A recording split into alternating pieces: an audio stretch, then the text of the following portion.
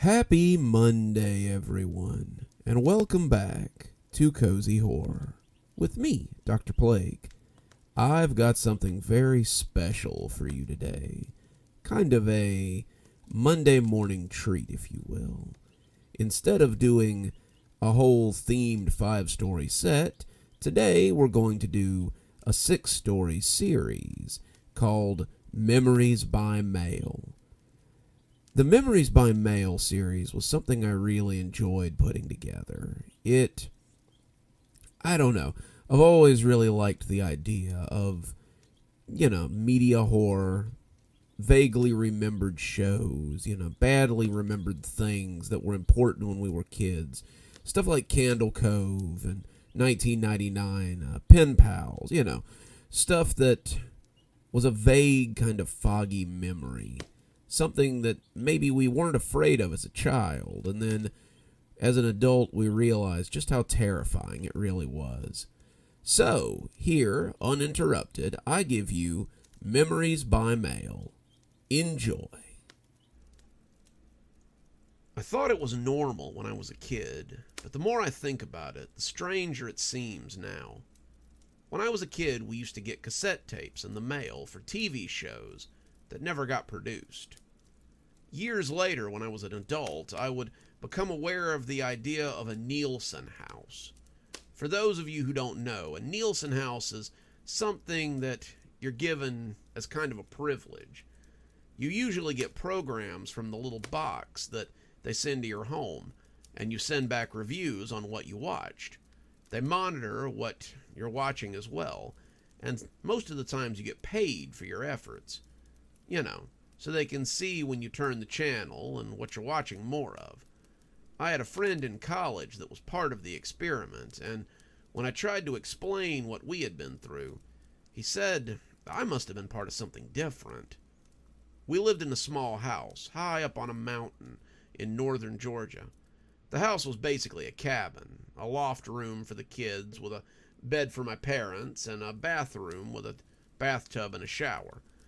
The rest was just open space, and our living room was basically an old TV, a VCR, and a couple of bookshelves.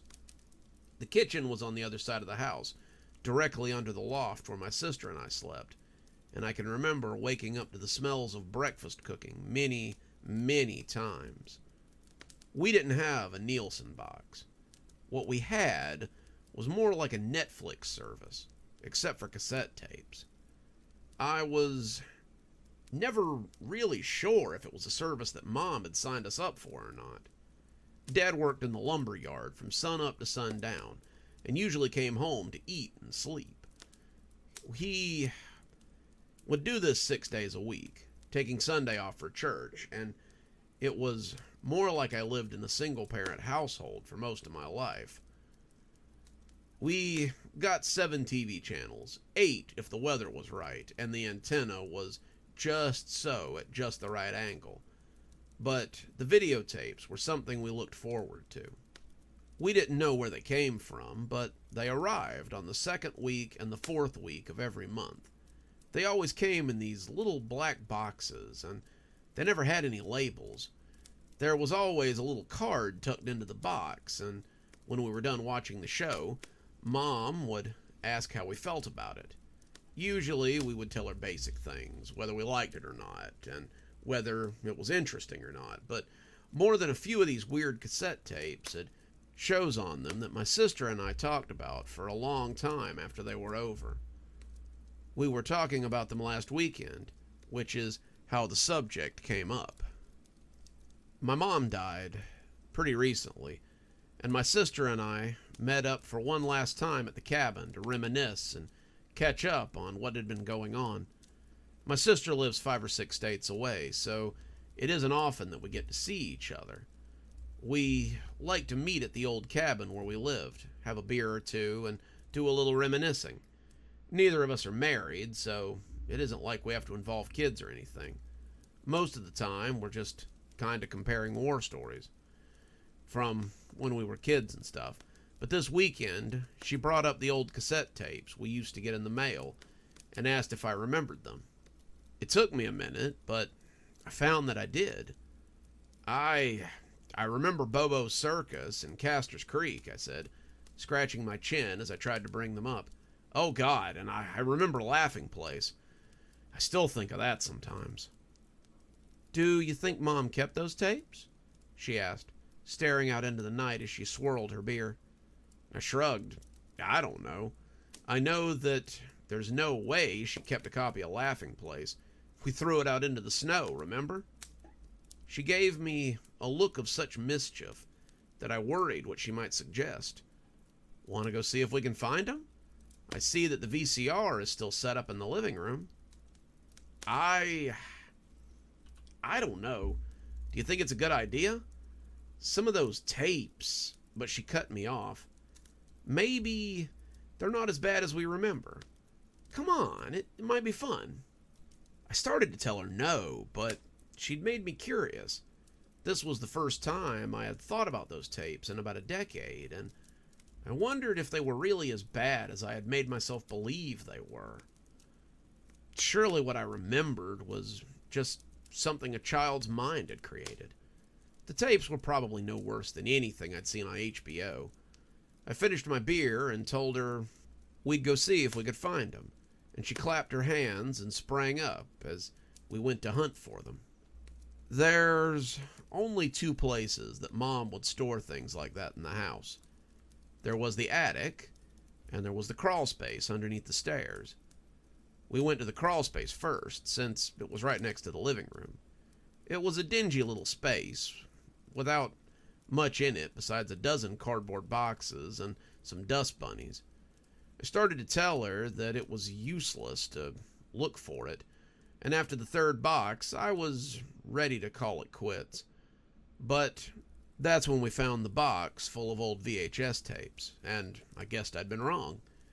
She looked into the box like a pirate finding buried treasure, and when she dragged them into the living room so we could go through them, I began to wonder what had brought all this on. As I recalled, she had been as freaked out by the tapes as I had been, and the idea that she wanted to go through them now was a little strange, to say the least.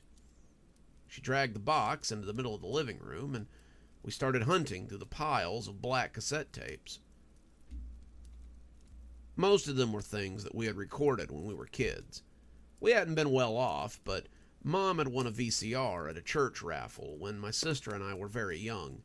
It was one of our most prized possessions when we were kids, and I remember bugging my dad about getting us tapes so that we could record our favorite shows. He had indulged us a little, and we had quite a few homemade cassette tapes that we recorded from television. I saw old cartoons, some soap operas that Mom had recorded to watch later, and old fishing programs that Dad liked. Even a few of the labeled tapes that our parents and our relatives had gotten us for birthdays or Christmas. I was about ready to give up, wanting to tell her that we could just watch some old episodes of Pokemon or even some Thundercats tapes, if she was feeling nostalgic. But then she came up with a tape that I recognized from the very bottom. It was in one of those off-white cases that they used to send it in, the ones that let you know that they were from whoever was sending these things to us. And she blew the dust off as she read the label on the underside of it. It was the tape we had received for Bobo's Circus. "Come on, let's see how well it aged," she said, as she went to the VCR. Bobo's Circus was one of the tapes that I remembered pretty well. It was about a clown named Bobo, who worked in a circus with several other clowns and a few other characters to round out the roster. There was Wingo, who I had always just thought of as the clown with green hair. There was Clarabelle, the pink-haired clown, and there was Chachi, the orange-haired clown. And then there was Bobo, who had red hair. There was a strong man, just called Strong Man, and a lion tamer named Rob. It reminded me a lot of Bozo the Clown, the show that had come on public access around the same time. The clown would have problems, and then they would solve them throughout the episode.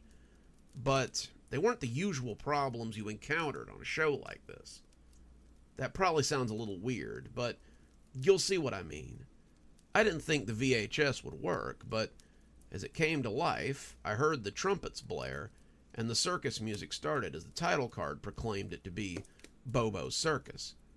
The VHS had 5 episodes on it, and I remembered that we had told Mom we really liked the show when it came time to return the card with the information on it. Bobo's Circus, Episode 1, Bobo's Big Top Blues. Episode 1 was fairly normal. Bobo wanted to be a real circus clown, but he just couldn't get the tricks right. He would juggle things and then drop them on his head. He would try to do a cartwheel and then fall down. He would go to spray another clown with a seltzer bottle, but spray himself instead.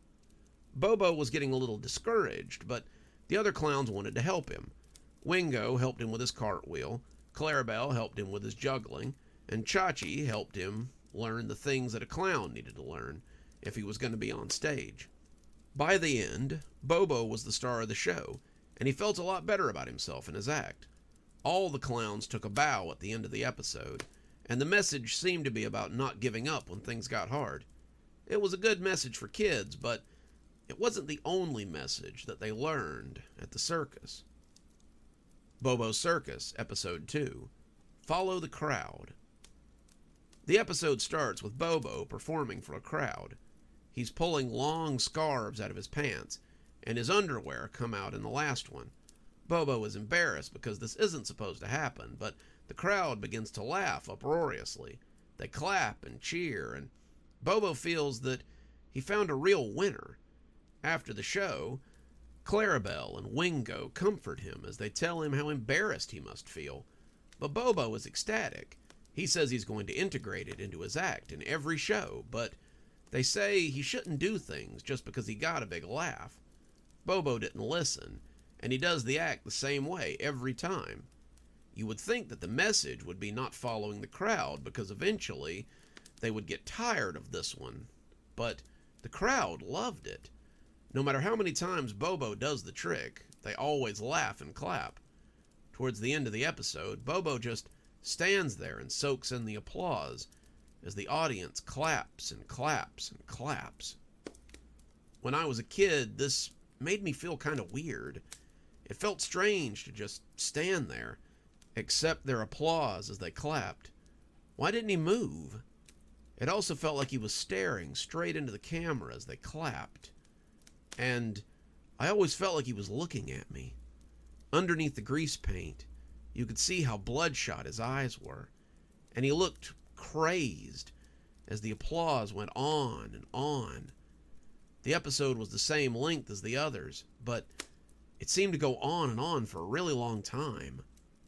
The episode finally ended with Bobo continuing to stare at the camera as the credits rolled. I looked at my sister when the episode was over, but if she was put off by this, you couldn't tell. Bobo's Circus, Episode 3, Liquid Courage. The episode starts with Bobo performing on stage again. He's doing wonderfully, really hitting his stride, but then he gets nervous and drops his clubs while he's juggling. The audience begins to boo, and as Bobo tries the trick again, he gets nervous and drops the clubs all over again. The audience continues to boo, and Bobo finally leaves the stage as he shakes his head and runs away. He looks really sad, and I remembered when I was a kid I wanted to comfort him because of how distraught he looked. I remember flubbing my lines during a play when I was younger, and how the audience had whispered and made me feel nervous. I felt like I knew what Bobo was going through. The other clowns try to comfort him and boost his confidence, but Bobo says he's not sure he wants to go back on stage. Then a new clown comes out, and it's the only time I remember seeing him in the whole show. He says his name is Pluto, and he constantly stumbles around and drinks from a bottle with a long neck. He offers some to Bobo, telling him it's liquid courage, and that it'll make him a star. Bobo, not knowing any better, takes the bottle and has a long sip. In typical fashion of a little kid's show, he begins to sway and hiccup almost immediately. Then they show the two of them laughing and pounding each other on the back as they drink from the bottle. It cuts a little, and we see Bobo being announced as the next performer. He stumbles on the stage with his clubs, but every time he tries to juggle, he drops them, and they come down on his head with a crash. The audience doesn't boo this time, though. They applaud and laugh at Bobo as he makes a fool of himself. Even as a kid, I knew that wasn't okay, that they were laughing at him instead of with him. Bobo continues to clown around for a little while, and when he gets done, he takes a big bow and stumbles off stage. The other clowns, because Pluto is nowhere to be seen by now, talk to him about how he didn't perform, but he was just being a fool. They tell him that those people weren't laughing at his act, they were laughing at him. They tell him that if he continues to drink, he won't be a star, he'll just be a fool. The episode ends with Bobo swearing that he'll never drink again, and all the clowns gather around him to give him a big hug. The message of the show seems to be one that was against alcohol, but it was hard to figure out as a kid. They never came right out and said that they were against drinking, which was pretty common in those days. Usually there would be a segment at the end where they'd tell kids not to drink or not to do drugs or something like that, but this one just showed Bobo acting like a fool and then deciding never to do it again.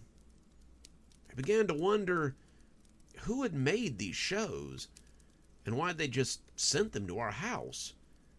Surely this wasn't how they had marketed them, but one look at my sister showed that she was absolutely glued to the set as the next episode started. Bobo's Circus, Episode 4, Sharpshooter. The circus has a new act. The ringmaster, another new character, introduces a sharpshooter named Wyatt. Wyatt is going to work for the circus as he made a name for himself, and all the actors welcome him warmly. This was the first time we get to see the strong man and the lion tamer, and as they all went off to do whatever they were going to do, that just left Bobo and Wyatt on the stage to talk. Bobo told Wyatt that his gun was cool and asked if he could see it. He wants to play with the gun, thinking it's a toy, but Wyatt told him he was never to touch it. He said it was a tool and that it was important and that Bobo couldn't just go around playing with it like it was any old thing. A little later, Bobo finds Wyatt's gun in a holster and he decides to play with it, even though he was told not to. Bobo pretends to shoot at make-believe targets, making a pew-pew sound as he does. Wingo comes around the corner, startling Bobo, and when he turns with the gun in his hand, it accidentally goes off. Wingo clutches his arm and yells as he falls down, crying and holding on to his wound. Even as a little kid, I remember thinking the acting was really good in this episode. When Wingo got shot, I remember thinking the blood looked pretty real for what amounted to a kid's TV show. I couldn't honestly believe it was real. It was something on TV, which I knew meant that it was probably fake. Wingo rolled around for a while as Bobo apologized, and as the others came in to see what all the noise was about, they found Bobo holding the gun and scolded him for being irresponsible. The whole time, Wingo is still acting like he's been shot, and I could see him begging the others to help him as he clutched his arm. It seemed very real, even now, when it cut to a little bit later, as Wingo had his arm in a bandage and a sling. We got a finale where Bobo promises that he had learned his lesson and he would never play with guns ever again. Looking at it now, I could see the look on Wingo's face, and it looked like he was still in pain. Surely they hadn't really shot someone just for an episode of this show. That would have been insane. They all waved as the episode ended, and as the next one started, I thought I remembered how the show had ended. I remembered, and I really didn't want to see it. Sis, let's take a break. I don't think I want to watch the rest of this. If she heard me, she gave no indication. She just kept watching as the last episode on the tape played out. I wanted to get up and leave, but I kept my seat. It was just a kid's show after all. It was possible that I had remembered it wrong. after all these years. Bobo Circus, Episode 5.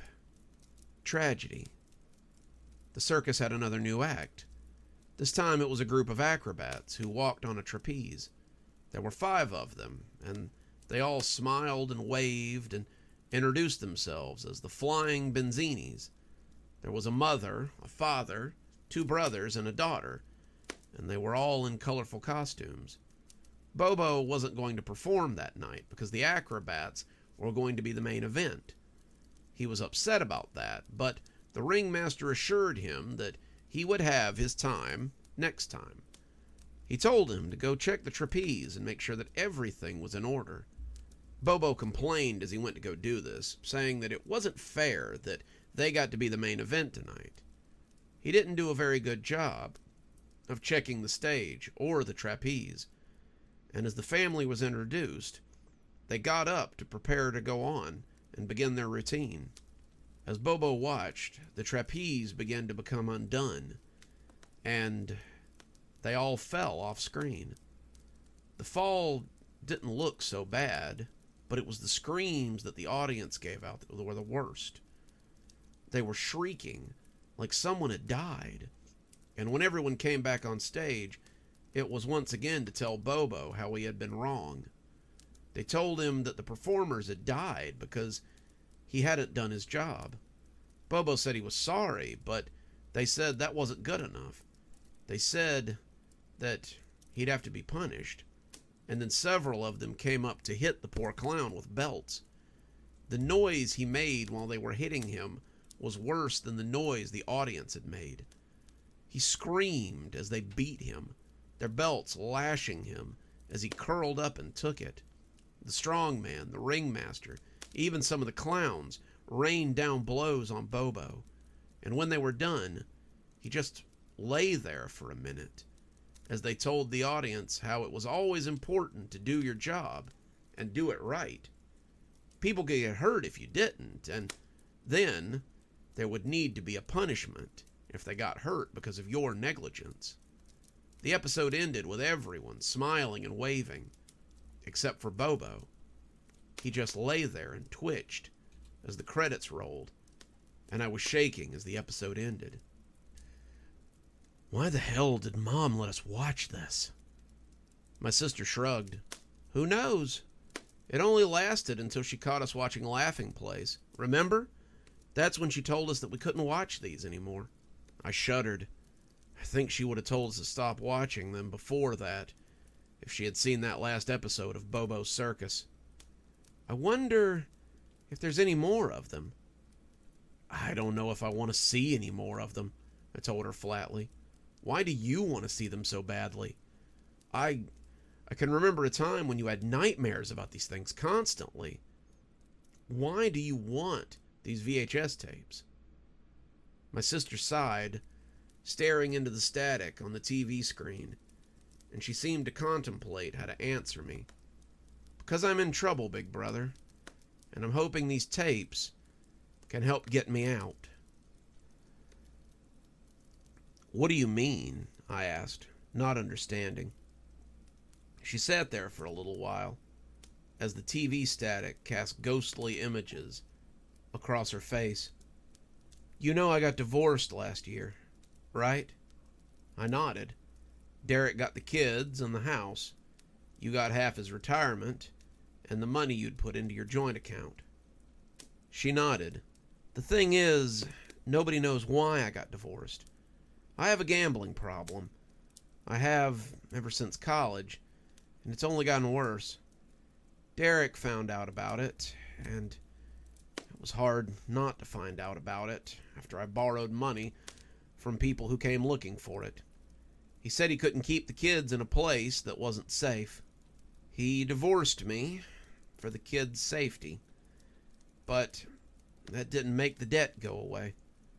I need cash, and I've been talking to some people online about tapes like the ones we watched when we were kids. Apparently, there's a big market for these tapes, and if I can get my hands on them, then they might be worth enough money to get me out of debt. I looked at her in disbelief. My sister and I had always been close. We had been the only real support system for each other for a while, and I couldn't believe that she hadn't told me about this. We had never kept anything like this from each other, and knowing that she was in deep trouble and hadn't even told me made me feel terrible. You say these tapes are worth money, but how much money can some old VHS tape be worth? There's only about 5 episodes of Bobo's Circus. Of those 5 episodes, there are only 5 known copies of them in existence.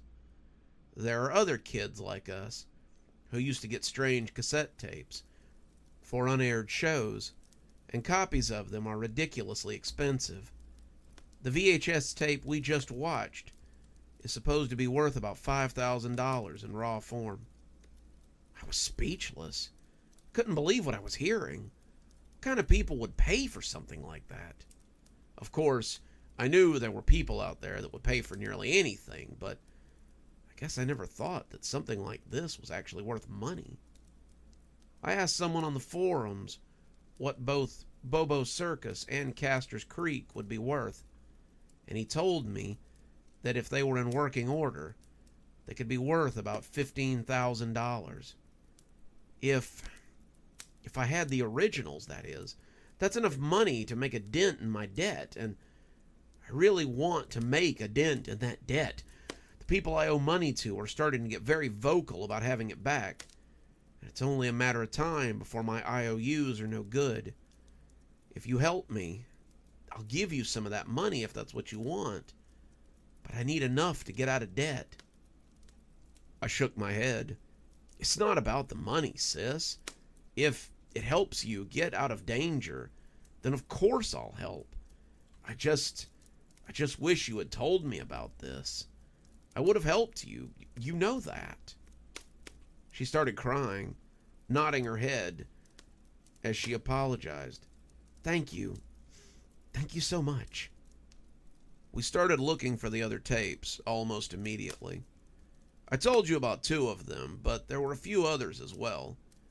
There was Castor's Creek, which was kind of a show for teenagers more than kids, and there was Bobo's Circus, which I already told you about. There were a few others that were unremarkable, just PBS-style shows that wouldn't have made much of a stir anywhere. There were 4 others that stood out, besides the ones I've mentioned, though, and those were Holly's Hobbies, the Roto Robots, Miss Ashley's Swing, and Laughing Place. They were kids' shows, live action or animated, but they all had this weird sort of otherworldly feel to them that seemed strange when you're a kid. Some of them were live action, so they must be real, but they're also clearly produced, so they can't be real. I don't know how to explain it better than that, but it was always a little confusing for a kid when you find something like that. We searched the crawl space again and found another box of old VHS tapes. This one was full of tapes I had never seen before, things I had overlooked when I was a kid. Our parents' wedding was in there, as well as the VHS tapes from Christmas mornings and our birthday videos. Things that adults save, but kids usually roll their eyes at. We dug through the box like there might be gold at the bottom of it. And I guess there was, sort of. We were hoping that there was some of those videos in the white cases in there, but no luck. Any ideas? She finally asked. I seem to remember keeping Roto Robots in my room at one point. I might still have it in there. We headed up the stairs to look, both of us hoping that it would pan out. Our rooms were much the same way they had been when we were kids. Mom hadn't had the heart to change anything after we'd moved out. The same posters were on the wall, the same furniture was in the room, and even some of the same stains were on the ceiling and on the windows. They were like time capsules, but we were searching for something a little different than the usual time capsule stuff. We were looking for genuine treasures amongst the old G.I. Joes and the old candy wrappers that I had left behind. I checked the usual places I would hide things that I valued. I looked in the other crawl space in the side of my closet, but it wasn't there. I checked the loose floorboard beside my bed, where I usually hid old baseball cards and Halloween candy, but nothing by way of VHS tapes was in there. I checked the closet, under the bed, and even in the drawers where I kept my clothes, and that was when it occurred to me. I looked at the old VHS player in my room and wondered why I hadn't thought of that first. The chances of it being there were slim, but it turned out that slim odds were exactly what we were after. I peeked in the slot of the old TV VHS player that I had bought when I was in high school, and sure enough, there was something in there. I hit eject, and out came another one of those unassuming looking VHS tapes. The nameplate on the side read Roto Robots, and I thought my sister was going to start crying all over again. We took it downstairs to the big TV, and as we slid it in, I found myself crossing my fingers that it still worked. To our joy, the title came up and told us that it was a test screening for the show Roto Robots. Roto Robots was somewhere between GoBots and Transformers. It was clearly made for a younger audience in mind, but the episodes had gotten a little mature the longer we watched them. The show followed 5 robots who fought against Robo Sapien and his Snaketrons. It was a pretty common formula at this point in time, but the show had appealed to me even when I was an older teenager. I couldn't have told you why, but I really liked the story, which probably explained why it was in my VHS player. Roto Robots, Episode 1, Roll Out. The first episode was a pretty standard introductory episode. It introduced the robots, it introduced the bad guy, and it let you know what to expect from the show going forward. Robo Sapien and his Snaketrons stole some technology from the lab where the robots were created, so they went out to get it back and thwart him. There were 5 robots: the blue one, named Robbie, who was their leader; the red one, who was named Rusty and acted as their mechanic character who worked with machines; the green one, who was named Speedy and who was fast; the pink one, named Vicky, who was mostly just there to be fought over by the boy robots; and Reggie, who was gray and seemed to be their muscle. The first episode just showed them fighting bad guys and coming back victorious as they delivered their catchphrase of "Robots, roll out." Like I said, the show wasn't exactly an exercise in brain power. The formula was pretty consistent, with a dozen other robot shows at the time, but it sort of went off the rails after that point. Roto Robots, Episode 2, One Team. This was a pretty standard formula for a lot of cartoons at the time period. I remembered seeing a similar plot on Ninja Turtles, Thundercats, and Ghostbusters. It was the basic argument about who was going to be the leader. Robbie was the de facto leader, but Rusty thought that he would make a better leader than Robbie. Speedy thought that he would make a better leader, and Reggie also thought that he should be the leader. Vicky did little else besides swoon over them and tell them how awesome they were and that each of them would make a great leader. Looking back on it, it was kind of terrible how female characters got treated in some of those earlier 80s cartoon shows. So, of course, the only way to solve the matter was to have a contest. Each of them would compete in a series of events to see who was the best. Speedy won the race as the fastest. Reggie won the contest to be the strongest. Rusty was the smartest, and Robbie was the best at figuring things out. The last competition was a scenario, like what they might find in the field, and Robbie won that one because he directed the team the best. Robbie had more points by the end, so he got to be the leader, even though the rest of them grumbled about it. The episode ended with Vicky giving him a big kiss on the cheek and proclaiming him to be their leader forever. Roto Robots, Episode 3, Snake Song. Episode 3 was when things started to get kind of weird. The story was about the snake sapiens and how they were trying to upload a computer virus that would destroy the Roto Robots. At the base, Rusty was trying to program a way to stop the virus. But the rest of them were just kind of waiting to see what shook out. The strange thing was that Vicky was acting way more inappropriate than usual. Before then, it had been little things, being flirty or being a bit goo-goo-eyed over Robbie, but now she was clearly acting in an adult way to the other robots.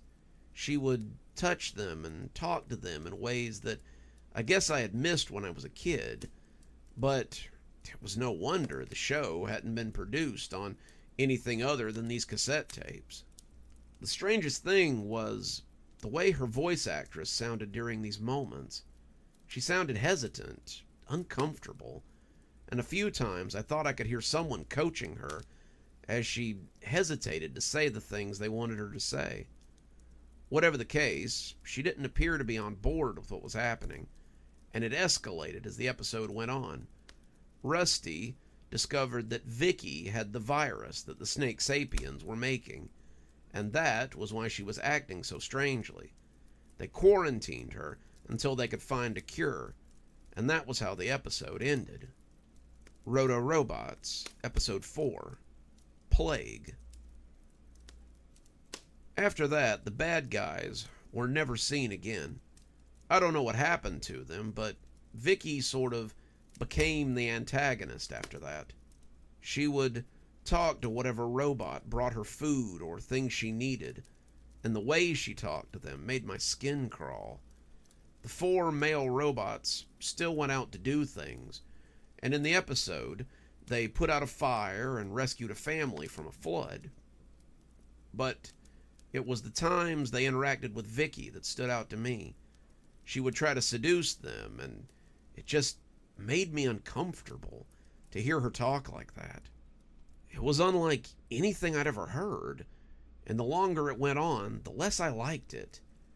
How had I forgotten all of this? It was like I'd completely blocked all this out in place of the action scenes, and I remembered really liking this stuff when I was a kid. Maybe I had overlooked it because of my age, but it was pretty clear that Vicky was going down a dark path the longer it went on. The episode ended with her begging Robbie to let her out, and Robbie crying oily tears as he told her that they couldn't until they knew what was wrong with her. Roto Robots, Episode 5, Spread. Episode 5 was easily the worst of them all. It started with Robbie coming to bring Vicky her dinner. I remember it vividly from when I was a kid, even though I'm not sure how I could have. I remember Robbie walking down this long hallway, the hallway dark and kind of creepy. As he came down the hall, you could hear Vicky calling to him and begging for him to let her out. And just let her out. Robbie was trying to ignore her, but it was pretty clear that he was losing the fight. When he came up to the door, he dropped the food hatch, and you could see her peeking at him through the little slot. She told him to come inside so they could talk about it, but Robbie told her that she was sick and that she wasn't allowed to have any company. She told him to just come in for a little while, and that she just wanted to see her friends. Robbie looked torn, like he didn't know what to do, and finally, he told her that he couldn't come in and that she shouldn't ask him to do such things. Then, as he went to put the tray on the flap, Vicky had grabbed him by the arms, and even as an adult, the sequence was pretty scary. We hadn't seen Vicky up until that point. We'd only heard her talk through the door. Her hands were covered in rusty spots that looked a lot like blood, and when she grabbed him by the arms, the spots began to transfer to him as well. He was suddenly covered in these red blemishes that traveled up his arms and onto his torso, and before long, he looked like he'd been staying in a junkyard for years and years.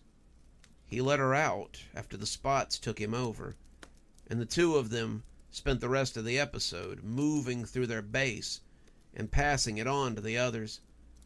They got Rusty, they got Reggie, and finally they even caught Speedy. The episode ended with all of them laughing maniacally. They spent a long time just laughing and looking at the audience. And when the episode finally ended, the credits were completely silent.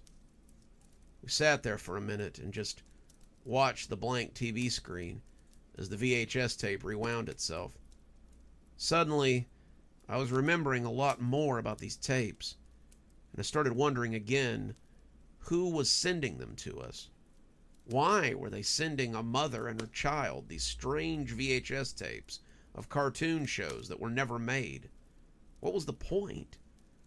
My sister took the tape out and slid it into the case. She looked as if she had found the Holy Grail, and maybe she had.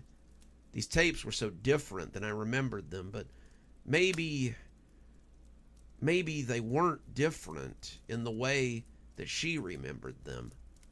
Maybe she remembered them this way the whole time, and that's why they were so valuable. They were full of these strange anomalies and bits of human suffering that I was very aware that people online would pay big money for. I tried to tell myself that it was just something she was doing to get herself out of trouble, but the more of these we watched, the harder it got to tell myself that. "Where should we look next?" she asked. But I thought I had a pretty good idea of our next destination. I remember that Mom put a bunch of our stuff in the attic. Maybe we should go there next. The two of us stood at the bottom of the hole downstairs that would take us to the attic, daring the other to go up and look for the box. The attic was always somewhere we had avoided when we were kids. Nobody really wanted to go up there, and Mom seemed to be the only one who would venture up there when we needed to find something. It was a pretty big attic, considering that it was the size of the entire house. It hung above the loft that my sister and I had slept in, and sometimes late at night you could hear things up there. I always thought it might be rats or raccoons, but the longer I lay in bed and listened to them skitter up there, the less I believed it. You could only sit up here for so long and listen to them scratch around before you began hearing monsters or demons, and you knew they were waiting for you to fall asleep so they could get you. I had avoided going up in the attic unless it was absolutely necessary, but in this case it seemed like it might be. Mom had stored a lot of our old stuff up there, and if we were going to find more VHS tapes, then it would probably be there. "Come on," my sister said, as she gave me a little push. "Don't be a baby. That's rich coming from you. I don't see you in any hurry to go up into the attic either." "Well, we'll never know what's up there unless we go," she pointed out. "I guess we'll have to go together," I said, as I headed up the stairs and into the dark space.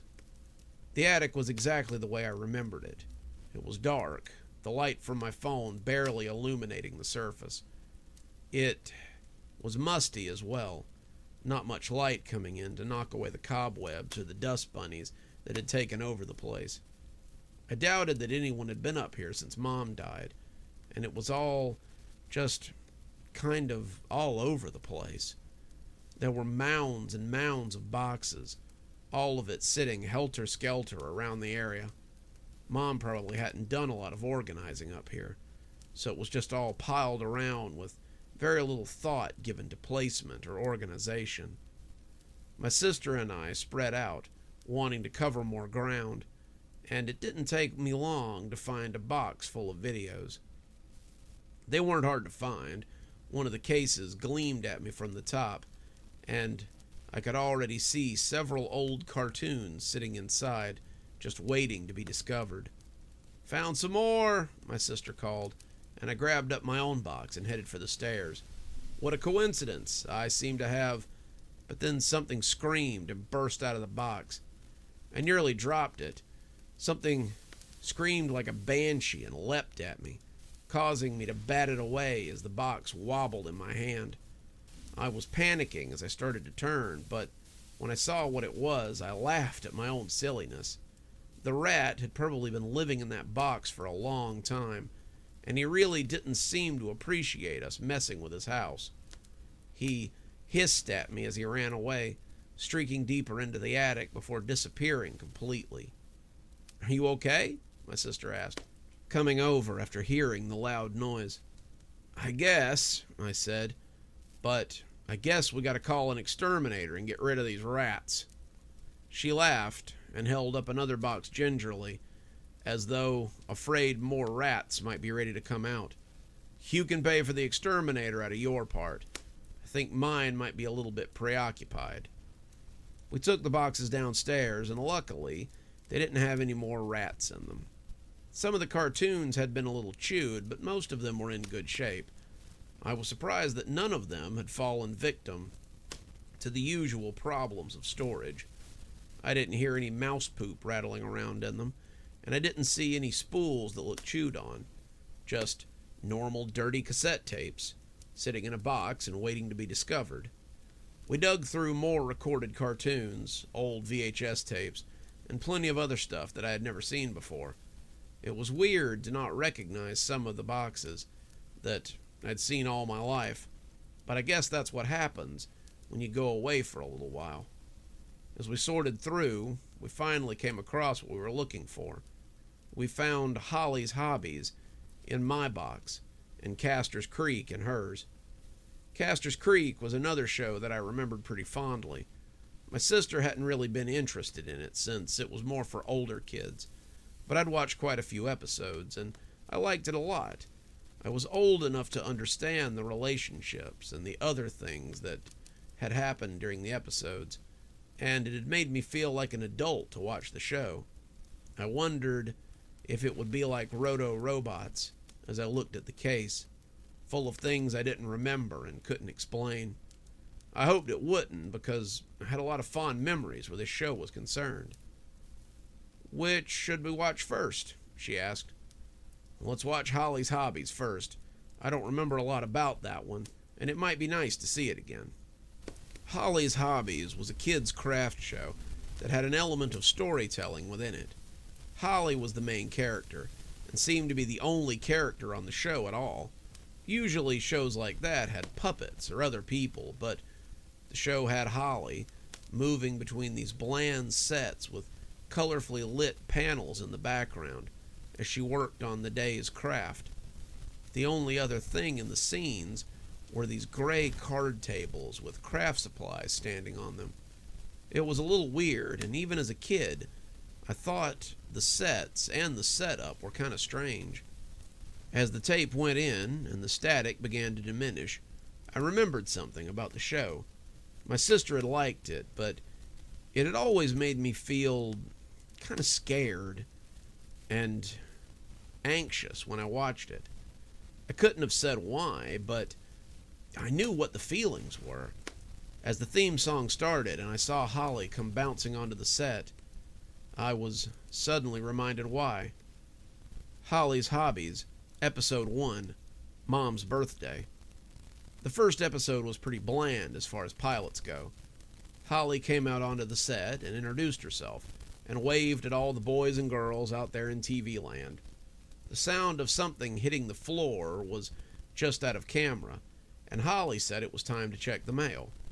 She went to another colorful backdrop and bent down as she picked up an envelope.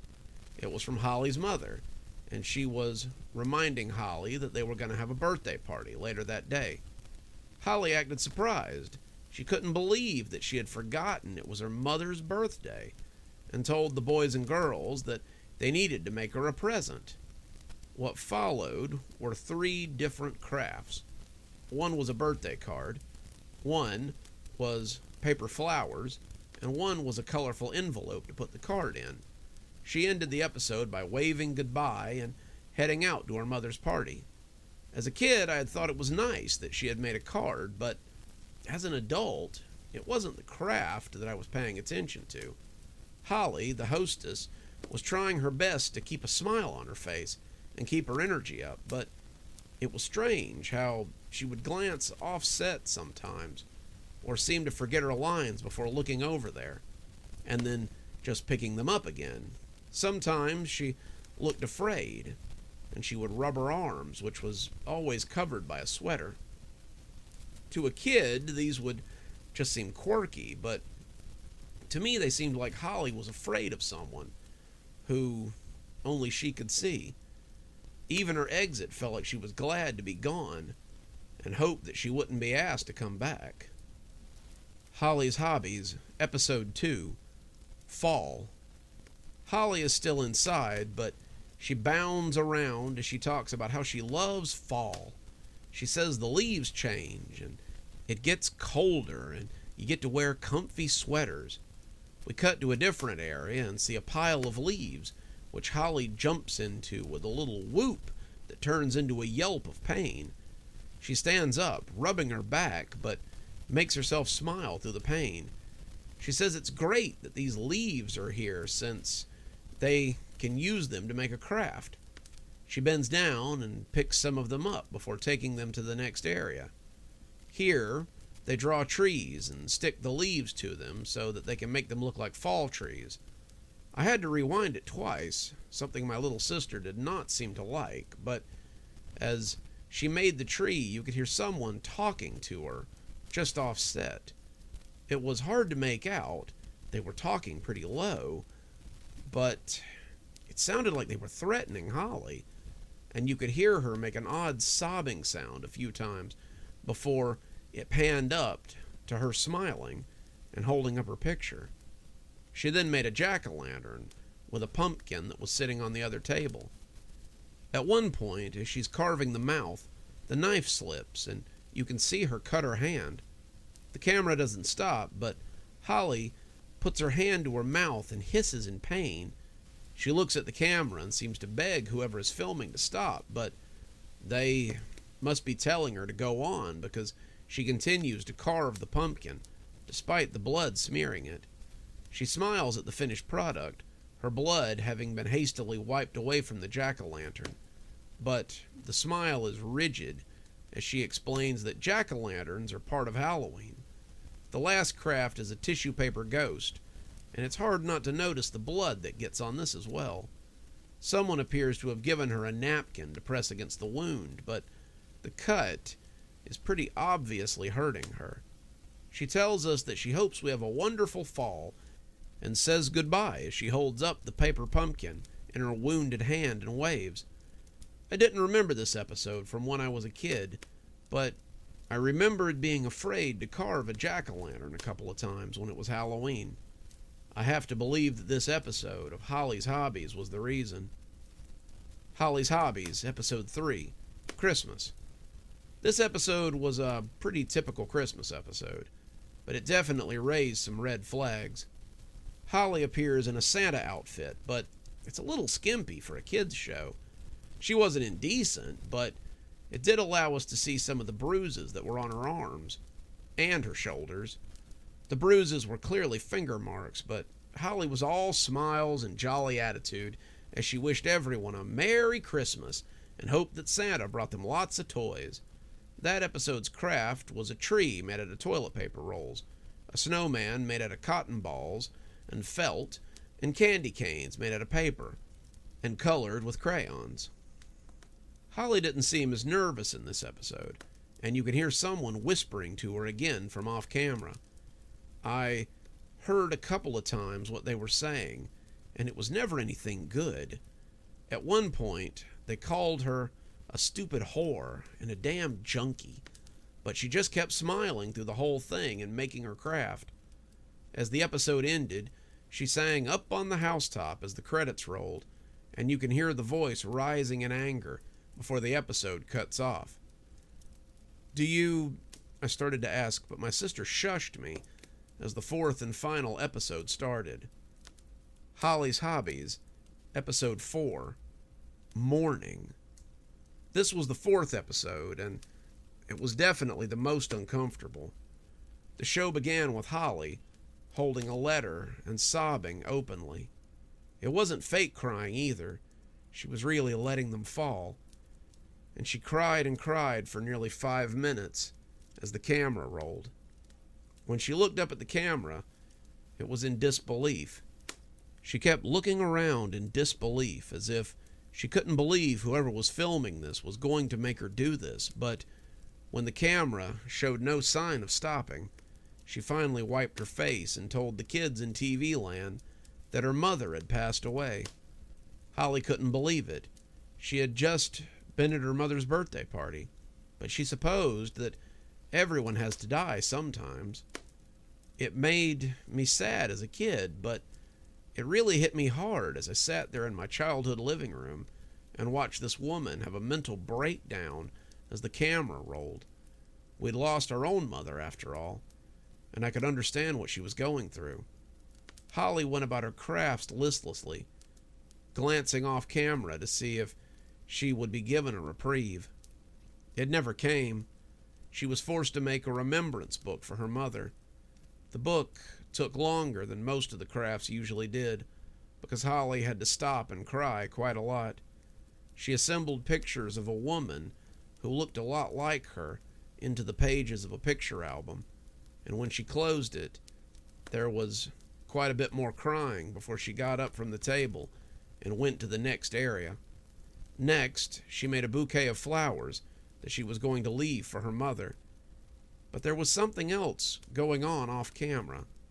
Sometimes her hand would put flowers down so that she could work on something else, and I hadn't been able to see it until just before she picked up the flowers.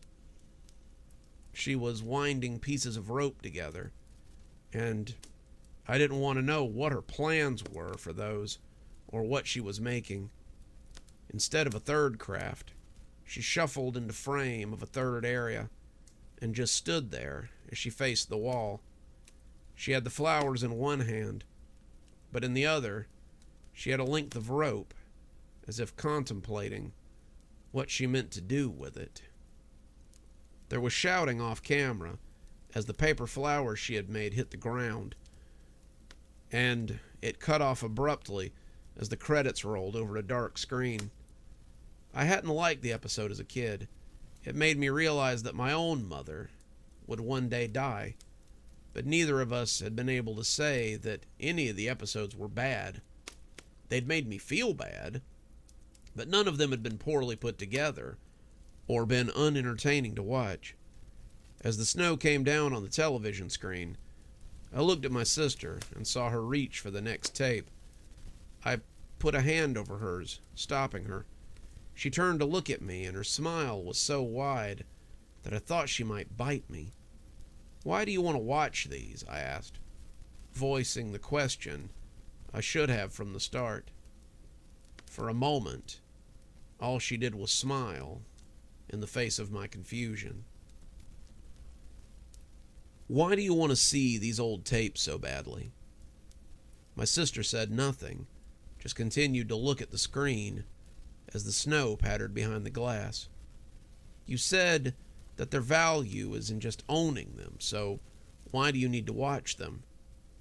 It was a question I should have asked before now, but I seemed to be afraid of the answer. Truth be told, I wasn't really sure I wanted to know. My mind needed to know, though, so I had asked. I don't think she was going to answer me for a minute. I thought she was just going to pop in the next tape and continue her marathon, but what she said really stuck with me.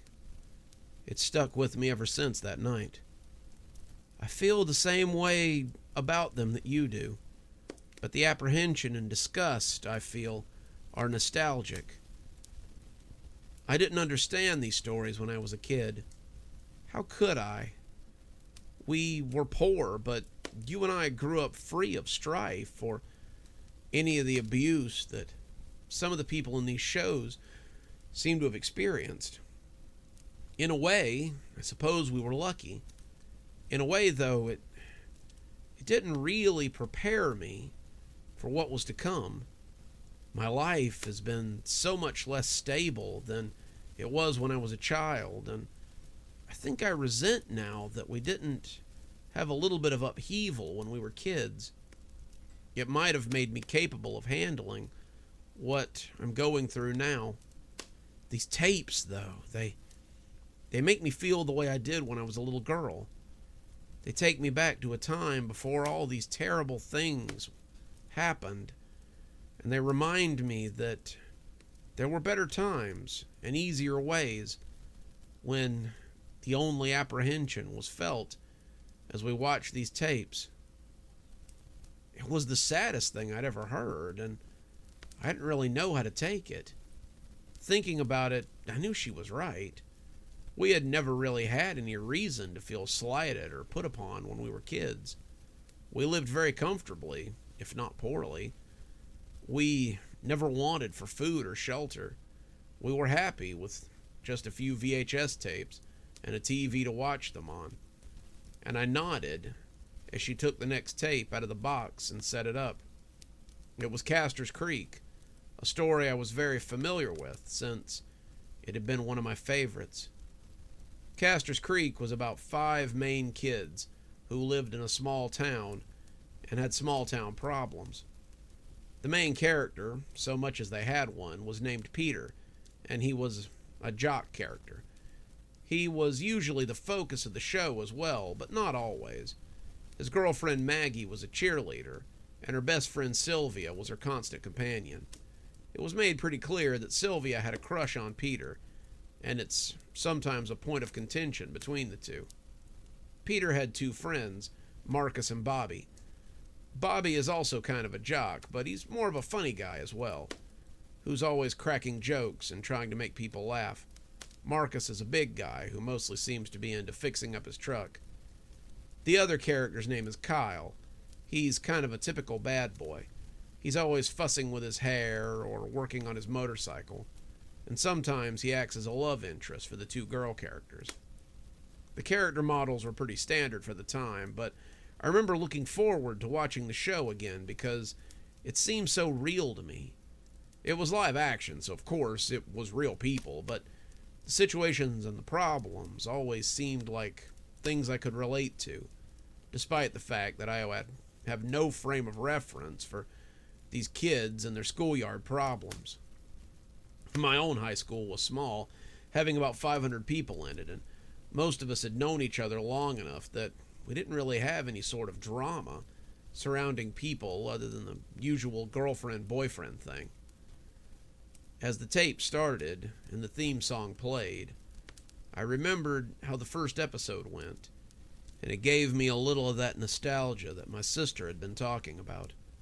The first episode started with a moving shot of the creek, a place where most of the stories seemed to take place. It wasn't a huge creek, maybe 12 feet across and just deep enough to go in up to your waist, but it was their creek, and they used it quite often as a backdrop for stories and informational dumps. The show showed very little, usually opting to tell the viewers what they needed to know. The opening speech always left me a little misty-eyed, though I couldn't say why. Nobody knows why they call it Castor's Creek. Some people think Castor was the founder of the town, but there's never been any records to show one way or another if this is true. Some people think that Castor was a town hero, maybe a soldier who fought in a war, or who defended the town from one of the Indian tribes when they first settled here. There's no evidence of that either, but people still talk about it often. Others think it's just the guy who used to own the land, whose identity has been lost to time. Whatever the reason, the creek has a lot of meaning to me and my friends. The creek is like the lifeblood of this town, and it ebbs and flows, it rises and falls, and if we're lucky, it comes back the next year so that we can experience it all over again. Castor's Creek, Episode 1, Castor's Creek. The first episode starts with that monologue that I just read to you, and we see Peter sitting by a tree as he writes something in his notebook. I think, given what happens later in the episode, he might be working on a school paper, but it's never really made clear. Somebody calls his name, and Peter looks up as we're introduced to Bobby. Bobby comes up and tells him that Maggie is looking for him, and that she probably wants to invite him to the Sadie Hawkins dance.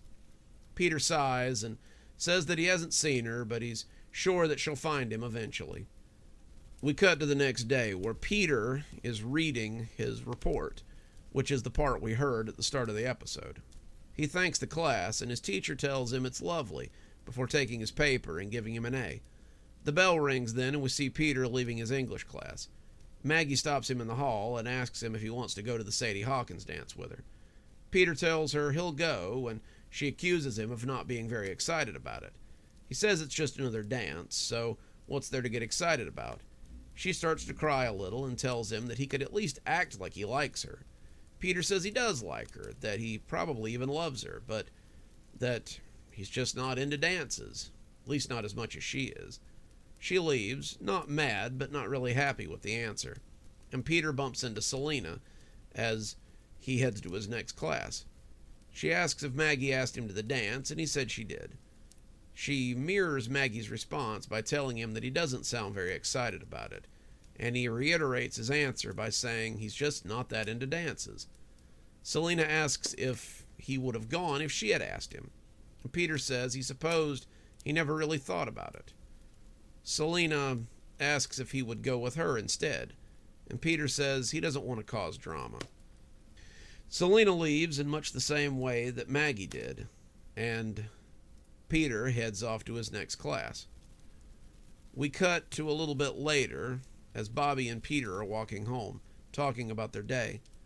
Bobby says he asked Jenny if she would ask him to the dance, and she agreed, but Peter seems to be having a hard time getting excited about much of anything. The episode ends with Maggie calling to apologize for being a wet blanket, and telling him that she'll see him tomorrow.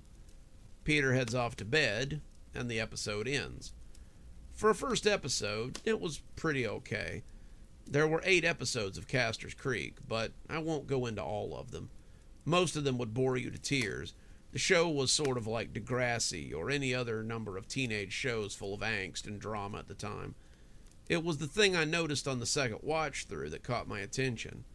There were a couple of different times when you could see missing posters hanging up in the town where the show was shot, and they would be the posters of the kids that were on the show. Not only that, but there weren't a lot of background characters either. The show seemed to recycle extras, which is pretty regular, and you could see the same people in the background of most shots. It was like they hadn't bothered to use the people that lived in the town for the show, and it seemed a little weird.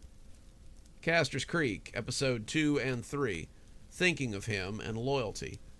I'm going to mix these 2 episodes because they're kind of interchangeable. Both of them involve Maggie talking to Celine about the upcoming dance and her problems with Peter.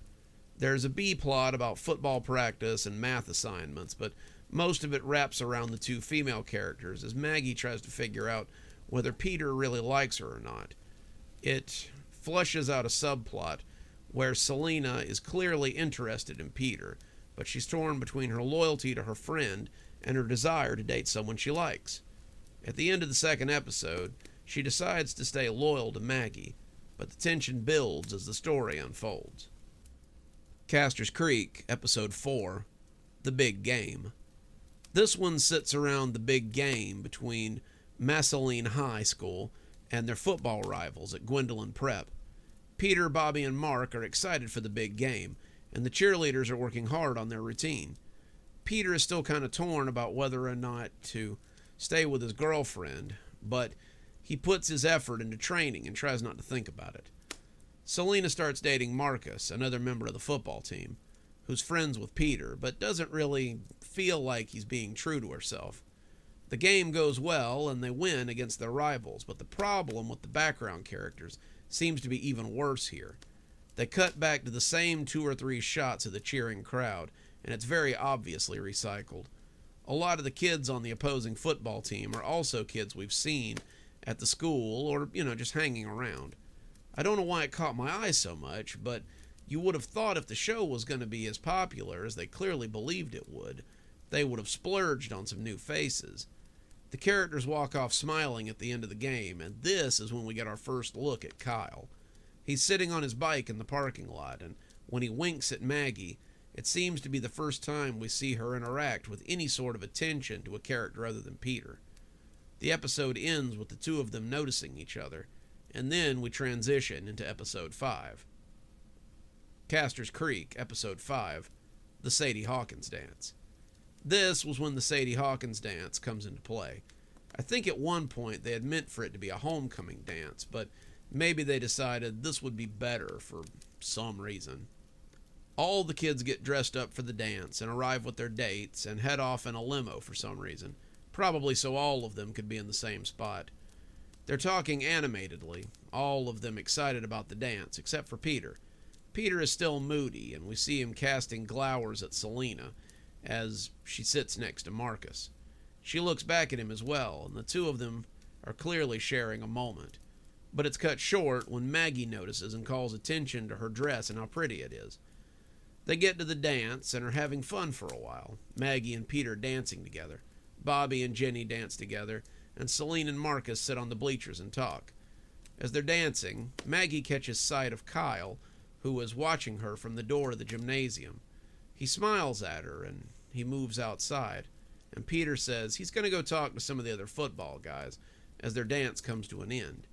Maggie says she's going to go get some air, and then she goes outside. She finally gets to speak with Kyle. Instead of talking with the football guys, though, we see Peter go over to Marcus and Celine and talk with them for a bit. Marcus goes to the bathroom, and Celine and Peter talk a little bit more about what she said the other day. They discuss their feelings somewhat and decide to have a dance.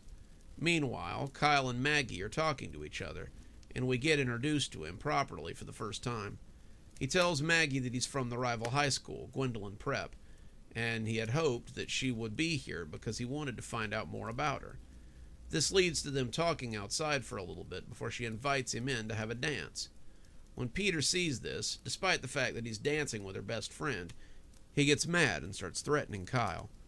The two of them decide the dance isn't the best place to have a fight, an idea that's helped along by the chaperones, and they opt to do this later. The episode ends with Maggie holding Peter back and some of the other guys holding Kyle back. It's a little chaotic, but it's one of the last really normal episodes we get from the show. Castor's Creek, Episode 5, The Fight. The title of the episode seems to have nothing to do with what the episode is actually about. The fight was clearly supposed to be Kyle and Peter having their altercation, but it doesn't seem to be what we got. Instead, it's 25 minutes of grainy black and white shots of the main characters as they walk around the set and just seem to be between shots. We get Maggie and Celine talking about how the director has been running them ragged. Maggie says the shooting schedules are brutal, and she hopes it won't last much longer before they get what they need. Celine says she hasn't slept more than about 3 hours since they started shooting, and she's getting ragged. Both of them agree that the Sadie Hawkins dance, the episode before this one, was probably the worst of it, and they had more takes than any shoot they'd ever been to before. Whoever is running the camera clearly doesn't want to be seen, and it must be pretty small because when Selena turns, they duck into a doorway and the footage stops. We begin again with Bobby talking on an ancient cell phone. He's yelling at someone about this is a union violation and how they're supposed to be there for him, not these cocksucking Hollywood types. He says that they haven't had a day off in nearly a week, and the recording schedule's a real killer. He says he hasn't even gotten to talk to his parents in close to a month, and he thought they could do anything about this. And if he thought they could do anything about this, he would have called them instead of his manager. He's also glancing around like he thinks someone might be watching him, and whoever's on the phone with him is probably assuring him that this is just how the business is. He's doing a lot of nodding, a lot of humming, and then finally tells them to figure something out because he can't keep this up forever. Then he hangs up and walks away in a huff. Then we get another segment of Peter talking with a bald guy who must either be the scriptwriter or the director. He doesn't seem to be very happy with what he's reading, and the man looks to be trying to assure him that it's just how things are. Peter tells him that he's done shows like this before, and he knows how things are supposed to be, and this isn't it. He says they may be kids, but they still have rights, and he's not going to sit here and let this guy kill him for what may or may not be a hit show. The longer I watched all of this, the longer I believed that this wasn't meant for anybody to see. It clearly wasn't the episode they had in mind, and it was probably someone's attempt at blackmail. Whatever it is that Peter knows or doesn't know, the man he's talking to finally has enough of being talked to in that way. He begins yelling at Peter and telling him that he doesn't call the shots around here, and that he's just better be glad that he has a job at all. He says that he's the director, and if he says that's how it goes, then that's how it goes. And if Peter wants to continue to work in this industry, then he needs to figure that out. Peter looks kind of scared, and as he finally puts his hands up and walks away, the man nods and goes back to whatever he was doing. There's a grainy shot, last in line, but there's no sound. It's definitely all the kids standing together and talking quietly. Whatever they're talking about, they're clearly not wanting anyone to know about it. The scene cuts out halfway through as we see Kyle standing over Peter and asking if he's had enough. The episode seems to start back up as it was supposed to, and ends as Peter tells him that this isn't over. They're back in their normal attire, and it's pretty clear that this was supposed to be during the Sadie Hawkins dance. Peter tells Maggie to come on, and she leaves with him, but she looks back at Kyle as he lights a cigarette and leans against his motorcycle. That's how the episode ends, but it was an episode that gave us a little more to think about than they intended. Castor's Creek, Episode 6 and 7, The Aftermath, and The Kindling. I'm going to put these two together as well because the particulars of the episode are less important than what you could see during the episode. They all revolve around what Kyle was thinking about after the fight and what Peter was going to do after the battle. There was a lot of brooding and a lot of strained back and forth between the female leads and the two male leads, but after the last video, I found myself watching the actors a little more closely. I had worked some long hours before, and I knew what exhaustion looked like. These kids looked like they were on their last legs, and a lot of them were delivering lines with less than their usual enthusiasm. Peter was supposed to be melancholy, but he came off as more bored than anything. Kyle didn't seem as tired as the rest of them, but he hadn't really been there for quite as long either, so that made sense.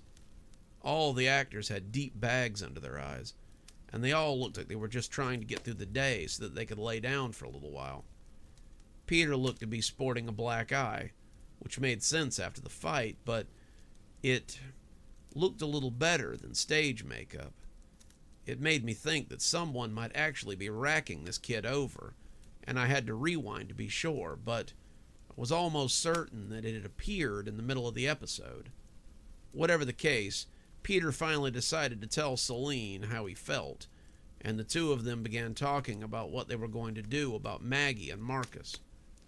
Maggie also met with Kyle, and they tried to figure out what they were going to do about their burgeoning romance. They end up sharing a kiss and finish out the episode talking about what they were going to do about Peter. That brought us into episode 8, the finale, whether it was supposed to be or not. I've watched these episodes hundreds of times, but when I was younger, I always skipped over episode 8 and episode 5. They didn't really make a lot of sense, and they didn't seem to go along with the story at all. Now that I was older, it made a lot more sense when they didn't, and I watched episode 8 with new eyes. Castor's Creek, episode 8, The Creek Bed. The episode begins with Peter and Maggie sitting by the creek. Peter has clearly asked her to come and meet him here, though it doesn't appear that she understands why. They're talking about their relationship, about what they should do, and it's pretty clear that the actors are tired. Peter keeps rubbing his eyes, wanting to go home so he can sleep, and his lines are barely understandable as he mumbles them. He's breaking up with her, that much is obvious, but he doesn't seem to know how to go about it, and finally, He tells the director that he needs a break. He just breaks character right in the middle of the scene and tells the director that he needs a minute to collect himself. Maggie looks fearful, but you can hear the director yelling at them off screen. He tells them to keep rolling. He tells them that they can take a break when he says they can take a break. Peter says he's had enough. He says that everyone's had enough, and they all just want to rest. The director says he doesn't care what everybody wants, and that they're going to keep doing it for as long as he says they're going to keep doing it. The camera suddenly falls to the side, and the same balding man from before steps forward and starts shoving Peter as he yells at him. He's calling him a brat. He's calling him a hack, and he's telling him he'll never work in showbiz again with this attitude. And when Peter falls into the creek, he towers over him and tells him he better keep going or he's going to drown him right here in that creek. The last shot is just Peter staring up at the man as Maggie cries, and everyone else mumbles quietly behind them. The scene ends without credits, and the tape just sort of cuts out. The two of us just sit there watching the screen, not really sure what to do. "I guess," I said as I listened to the tape rewind, "there's only one more tape for us to watch, if we can find it." My sister nods, and luckily for you, as we were watching this one, I remembered where I put it. She went into the loft where we had both slept, and went into the side where her room had once been. There was a wall between the rooms, something my father had added when I got old enough to start middle school, and I hadn't actually been in her room in 20 years. Mom hadn't changed the things in here after she moved out either. It was still all band posters and a battered vanity with makeup stains and powder residue. My sister's bed sat across from the door, and as she pushed it aside, I saw that I hadn't been the only one with a hiding place. My sister pulled open the hatch, and I saw her take out some pictures, as well as a makeup palette and a tape. "I hid it here after you left.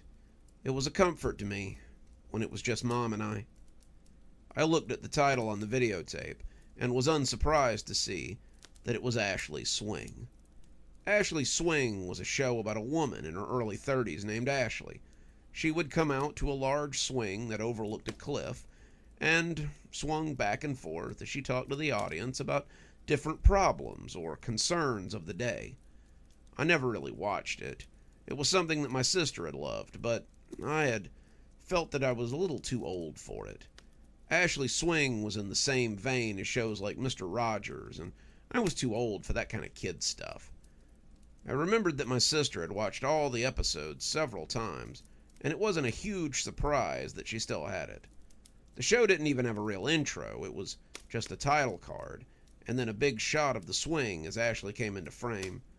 She was on her swing, going back and forth, and that cliff face bloomed ahead of her like a dangerous animal.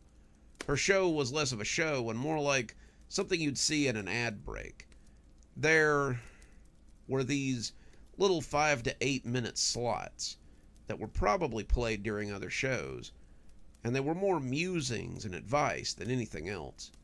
She didn't even seem to notice that the camera was on her at first, looking at the distance as she went back and forth. When she finally looked back, she smiled and began what constituted as her show. We went downstairs and popped it in, my sister beaming as the familiar opening played, and we saw Ashley on her swing once again. Ashley Swing, Episode 1. She smiled at the viewers, looking back at the chasm before saying, "Sometimes I think this cliff is a lot like some of my viewers at home. It's wide and vast and sometimes hard to understand. It's important that we remember that not everybody can be understood. Some people simply are, and we just have to accept them the way they are. I know you boys and girls will know what I'm talking about." There was a song break then about a bluebird and how it stayed happy, sung by Miss Ashley herself. It went on for a few minutes, but when it ended, she came back into frame and watched the cliff a little more, as she swung back and forth. We have to be thankful for each and every day. Who knows when we might find that our days are not promised and our time has come at last. Remember that as you go about your day. Remember that and be grateful as you do. Until next time, I'll be here when you need me. There was no end credits, and there was no more of a song than there had been an intro. She just went right on swinging for a few more minutes, and then the episode was over. Ashley Swing, Episode 2. The next episode began much the way the first one had, but today, Miss Ashley was swinging in the rain. The rain pattered down on her as she placidly went back and forth. And then she noticed the children there and smiled as if she had only been waiting for them to arrive. There's no sense letting a little rain spoil your day. Rain is just about the most natural thing there is. It feeds the crops, it feeds us, and it nourishes the heart and the soul. We should always remember that before we think less of the rain. Without the rain, how would we appreciate the rainbow? Then she sang "Rain, Rain, Go Away," which seemed a little bit against her message and detracted slightly from the appreciation for the rain. But it was hard to be too upset about it because Miss Ashley sang everything very prettily. After that, she went back to swinging, just looking out at the cliff, and I wondered why her swing was so close to that cliff face. Seemed like a dangerous place to put it, but when she finally looked back at the camera, she looked like she might have been crying. It was hard to tell. It was raining, after all. Her smile was just as radiant, but her eyes looked wet and a little red. Always remember, children, some rain must fall in every life. No one is immune to suffering. No one is immune to strife. We're all vessels for pain sometimes. But like a sudden rainstorm, a rainbow will come once such hardships are over. So don't give up hope on your rainbow. It could be just around the corner. Goodbye, children. I'll see you tomorrow. I paused the show and looked at my sister. I'd only seen the first episode of this, having been a little too old for this sort of show when we had gotten it. I don't know why, but I didn't much like the look of it. The way Miss Ashley kept looking out over that cliff made me more than a little worried about what might be in store down the line. Whoever was sending us these tapes, they never seemed to send us anything nice. It made me wonder again who this mysterious tape sender was, and why they had decided to send us such terrible things by mail. What is this show? My sister said nothing. Why do you want to watch it so badly after all these years? My sister said nothing. Answer me. If you want to know, then finish watching the show. It has all the answers you'll ever need. There wasn't much else to do after that, so I decided to watch the show. So many of these shows were like touchstones to a world that we had left behind. It was like a song you heard when you were a kid, and then never heard again. It was a smell, a sound, something you remembered for the rest of your life, but only in a fuzzy way that wouldn't make sense to anyone else who hadn't seen it. I suppose that's what my sister was after. But the longer we watched, the less sure of that I became. The longer we watched, the less I believed she knew what she was looking for. Ashley Swing, Episode 3. It was a pleasant sunny day, and Miss Ashley was once again on her swing. She was going back and forth, and the sound of the ropes creaking was soothing somehow. It was like listening to a ship's sail as it caught the breeze in a high wind. It was like listening to the bindings on a rope swing. It was like listening to a body as it swung on a gibbet. Spring days always make me think of him. Where is he now? What is he doing? Where do people go when you can't see them anymore? It seems that something like that creates more questions than answers. Wouldn't you agree? I hope wherever he is, he's happy. I hope wherever he is, he doesn't miss me too badly. Then she sang a song about missing someone and the longing feeling that such a missing would bring about. She sang about finding them again further down the path, and when the song ended, we once again came back to find her crying. She wasn't smiling this time, though. She just swung back and forth and cried ceaselessly about whoever this person was that she was talking about. For some reason, I thought it might be a child, but it was just a guess. Her face had looked the way my mother's had sometimes, when my sister was away at someone's house, and she was worried about her. For nearly 6 minutes, we watched as Miss Ashley cried and cried, and then the episode abruptly ended. Ashley's Swing, Episode 4. It was winter now, and the snow was thick on the ground. If it bothered Miss Ashley, she never showed it. It appeared that she would swing in any weather, and she was dressed in a snowsuit and thick black boots. She went back and forth, humming to herself before finally noticing the camera. She smiled and turned back to the cliff, and it was almost like the cliff was another character on the show. I know how ridiculous that sounds, but it's true. The cliff was her co-star, and she depended on its presence almost as much as it depended on her. On days like this, I like to bring a pot of hot tea with me and think about the people that mean so much to me. Some of them are gone. Some of them choose to stay away. But so many of them are still people that I think very highly of. People are like that sometimes. They go away because you're not the same person they knew. They go away because they find that the person you've become is not the person that they like. It's always hard when that happens, but we can't take it to heart. If we spend all our time wondering who we should be for this person to like us, then we never find the person that we could truly be. Remember that the next time you discover someone who you truly love. It's okay to love people, but don't hold them so close that your arms are empty when they're gone. Then she looked back out at the cliff, watching the snow come down, and she sang the most beautiful version of Silent Night I had ever heard in my entire life. It was chilling, and I wondered if she intended for it to sound so ethereal. She must have. There was no way she could have done it unintentionally.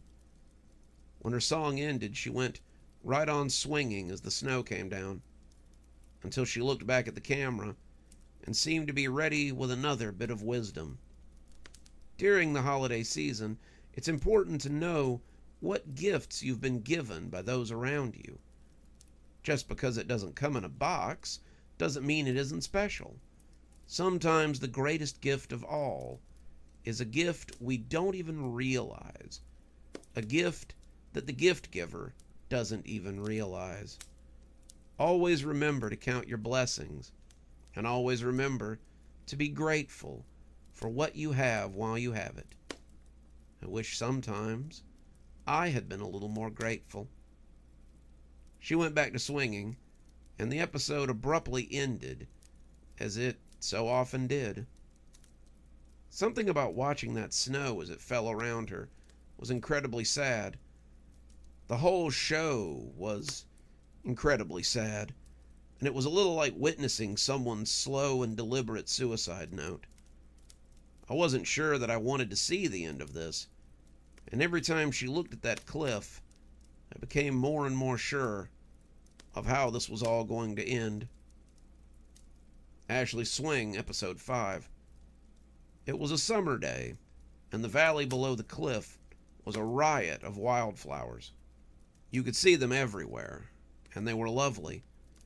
I didn't think I had ever seen that many wildflowers in one place before. Miss Ashley must have been happy to see the flowers, too, because she kept right on swinging and looking at them, as the children at home were likely waiting to be noticed. She didn't notice them this time, though. She just kept right on swinging and looking at the flowers. It went on like that for quite some time, and I began to worry that this was going to be some kind of strange, unaired episode that only we were going to be privy to. The episode went on for almost 8 minutes, but it was the last 2 minutes that really mattered. 6 minutes in, Miss Ashley began to mumble, but it wasn't until there was a minute left in the episode that you could actually hear her. Looking at these flowers is like losing him all over again. I don't know why I come here. I don't know why I care. There's 30 seconds of silence after that, and then the episode abruptly ends. Ashley Swing, Episode 6. It's autumn, and there's a jack-o'-lantern sitting in her lap as she swings today. There's a name drawn on the front of the pumpkin, and I had to squint at it before I realized the name was David. It was a little weird, but I suppose maybe she had made the pumpkin for someone. She swung for a little while, but when she turned to look at us, she smiled and set the pumpkin down before beginning her work. Fall is a time of growing. It's a time when we harvest things, and we get our last harvest in before the winter comes and takes it from us. Sometimes people are the harvest for winter. I know that may sound silly, but people and vegetables aren't so very different if you think about it. A pumpkin can smile, and a pumpkin can die. A pumpkin can grow, and a baby can grow. When we lose a pumpkin, sometimes it's very sad. And when we lose a child, it's always very sad. Be sure, though, that you will reap what you sow. We all must take our harvest, whether it is sustenance or only bitter tears. Then she sang a version of Five Little Ducks that involved pumpkins, and once again I was pretty sure that she was crying, as she likely took a personal stake in the part of the mother pumpkin. When the song ended, she wiped her eyes and turned silently back to the camera, as if she had almost forgotten we were there. I know for some, fall is all about candy and ghosts, but sometimes the ghosts inside your heart are the scariest of them all. The candy you get from them is nothing but regret and sour memories, so be careful how much of it you eat. The sour stomach you get may be something you keep for the rest of your life. She turned back to the cliff and watched it as she swung again. That's how the episode ended. Ashley Swing, Episode 7. This is the last one, my sister whispered. It's one of my favorites. I wasn't sure if that made me more or less eager to see it, but either way I watched. Episode 7 began as they all began. Miss Ashley on her swing as she went back and forth, just as she had done 1,000 times before. She was looking at the cliff again, her eyes eternally locked on that damn cliff. But she didn't look up this time. She was sitting by the cliffside in the early evening, and I began to wonder what the point of all this was. Why was she so close to the cliff's edge? Why was she recording here in the first place? It all seemed to make less and less sense the more I thought about it. Most of the episodes we watched had been about 8 minutes long, but this one lasted at least half an hour. She sat there and watched the sun go down as the swing creaked and ground as she went back and forth. It was getting dark on screen, her back still to us, as the ropes of the swing creaked and creaked. Then she stopped. She stopped and got up from the swing and walked towards the edge of the cliff. This was at the 11-minute mark. She stood on the side of the cliff for 2 or 3 minutes, just looking down into the mouth of that gaping chasm. At 14.5 minutes, she says something that I had no trouble making out, and it put the entire show into perspective. "I'm coming, David." She says it so low, she's almost whispering it. But the way she said it, with such agony and hurt, she might as well have been shouting it. Then she tilts forward and goes right over the edge and down into nothing. The camera keeps recording for about 30 seconds, and then the video abruptly stops.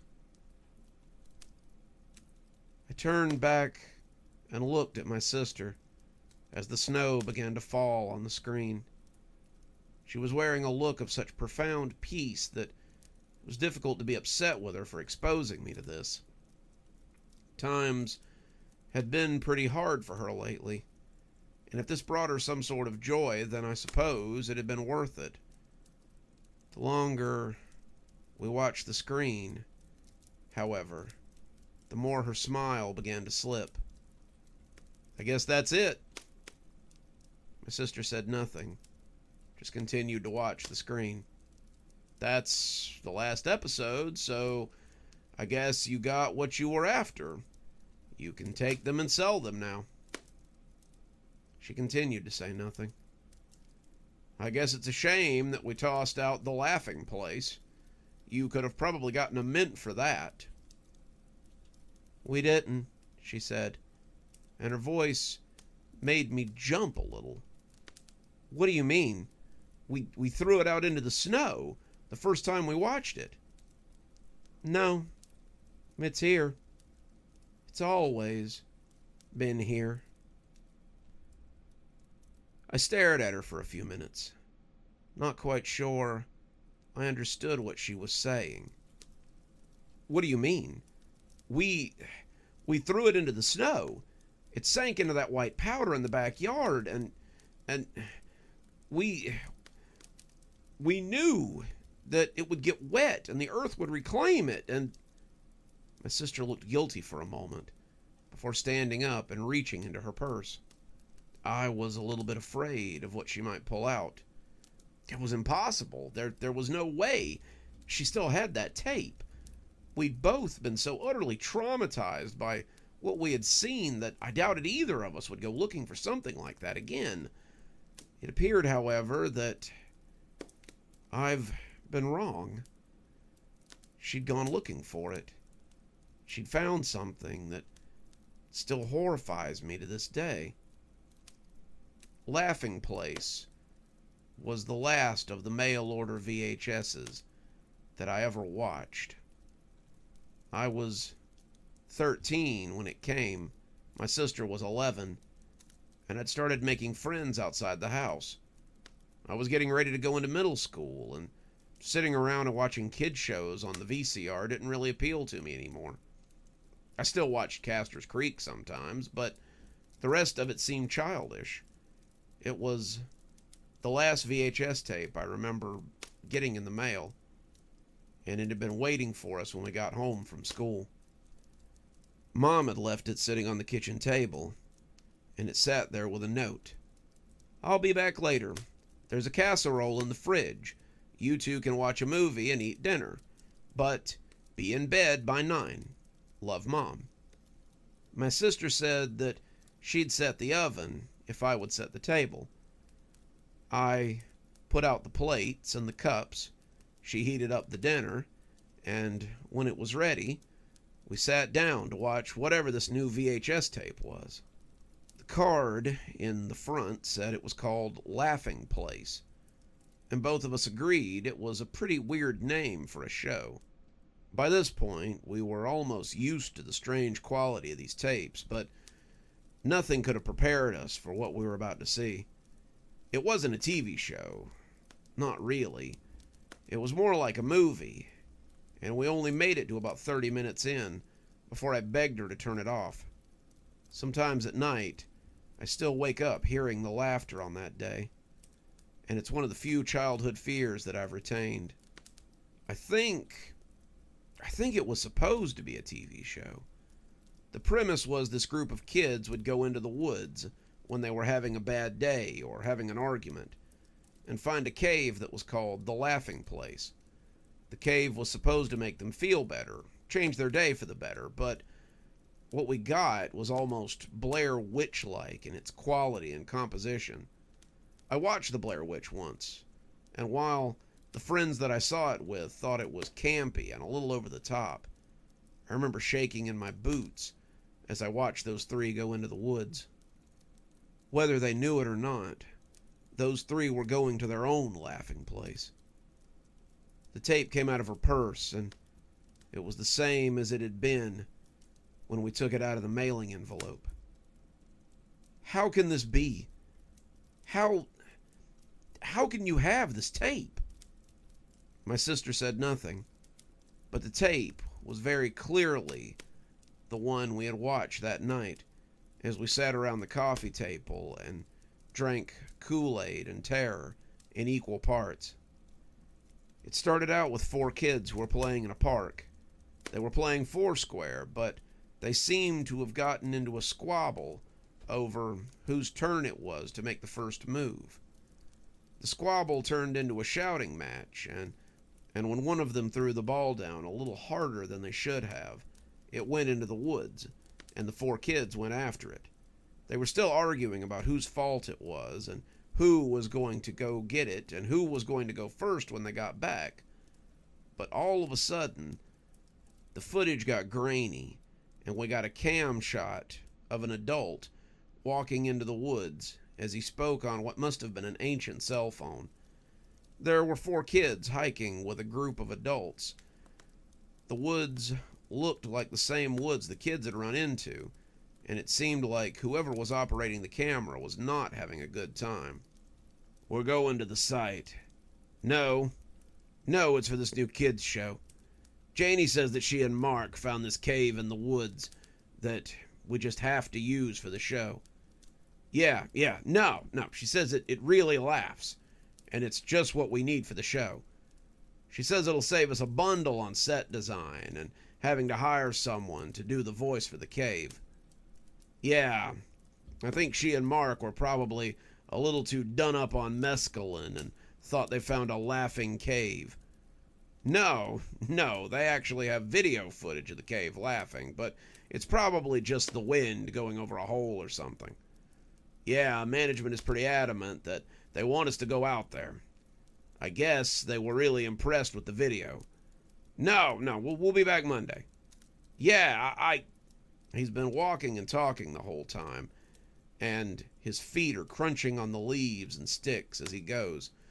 He's cut off suddenly when he trips into a hole, and the last thing we hear before it returns to the show is him cursing loudly and the camera going off. The show came back, and the kids find their ball at the mouth of this weird cave in the middle of the woods. The cave is cool. The mouth is easily 15 feet high, and it goes into the ground like the gaping maw of some hungry monster. As one of them picks up the ball, the cave laughs uproariously, and the kids look at it in fear. I don't know if that was their stage direction, but all of them look at the cave like it might try to hurt them or something. What's the matter, kids? Have you never seen a laughing place before? The kids look at each other, clearly thinking they're losing their minds, and then the cave laughs again, and all the kids start laughing too. One of the kids, a sandy-haired boy of about 8, asks the cave what a laughing place is, and the cave laughs like it's the most hilarious thing it's ever heard. What's a laughing place? Why, that's where you go when you're feeling down and you need to remember the good times. It sounds like you kids need to remember some good times too.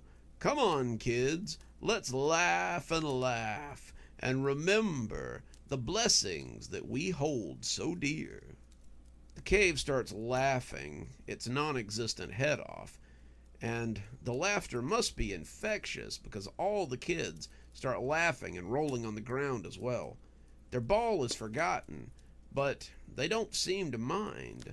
There's tears running out of their eyes, and all of them look like they might be about to have a stroke right there in the dirt. I remember thinking when I was a kid that they all looked like they were choking, and as the camera pans in on one of the kids, he really does seem like he's having trouble catching his breath. There's some talking offset, and some of the adults come into the scene as they seem to be trying to get the kids to stop laughing.